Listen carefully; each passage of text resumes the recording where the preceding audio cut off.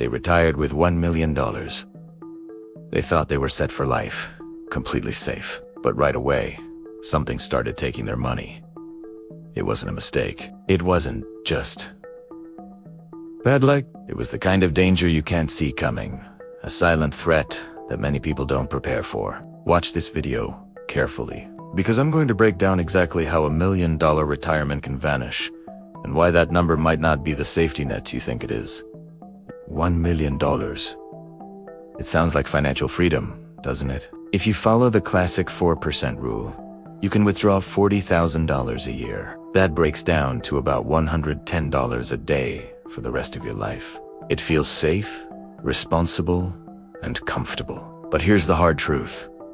Feeling safe is not the same as being safe. The financial world is filled with hidden traps that can slowly drain your savings without you even noticing, until it's too late. The first and most relentless enemy of your retirement fund is inflation. Inflation doesn't destroy your money in a big, dramatic crash. It erodes it slowly, silently, year after year. That $40,000 you plan to live on today won't have the same buying power in the future. Next, let's talk about the stock market. Your $1 million nest egg is probably invested, right? That's smart. But what happens when a bad market year hits? I'm not even talking about a massive crash like in 2008. Just a normal, cyclical dip of 10 or 15%. Here's the problem. You still need to withdraw money to live on. When you sell investments during a market downturn to fund your lifestyle, you are locking in those losses. Let's say your portfolio drops by 10%. If you withdraw $40,000, you're selling more shares at a lower price than you would in a stable market. This makes it much harder for your portfolio to recover when the market eventually bounces back. The damage is quiet, invisible, and permanent. This is something called sequence of returns risk, and it's one of the most misunderstood dangers in retirement planning. Imagine two retirees, both starting with $1 million and earning the exact same average return over 25 years. However, one of them experiences poor market returns in the first few years of retirement, while the other enjoys strong returns early on and poor returns later. The person who faces those early losses while making withdrawals could run out of money a decade or more earlier than the other person. It's the same average return, but the timing, the sequence, makes all the difference. Withdrawing from a declining portfolio is like trying to climb out of a hole while someone is still digging it deeper. You're fighting a losing battle. Then comes the healthcare factor. As we get older, our medical needs inevitably increase. By age 72, health costs tend to rise significantly. We're not talking about a single, catastrophic event that wipes you out overnight.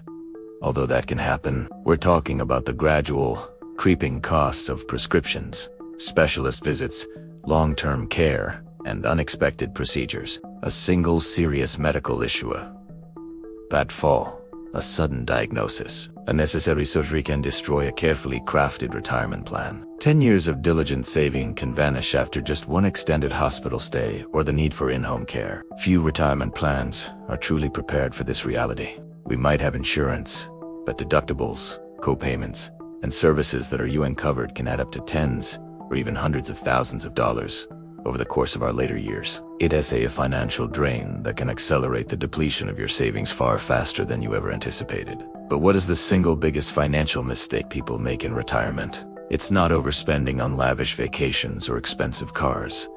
It's living longer than they expected. It sounds strange to call a long life a financial risk, but from a planning perspective, it is. Longevity is a variable that most people underestimate. We might plan our finances to last until age 85 or 90.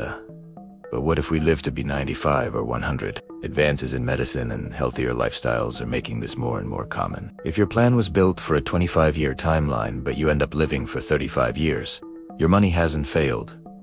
Your timeline was simply wrong. Running out of money in your final years is one of the most frightening prospects imaginable. You've done everything right.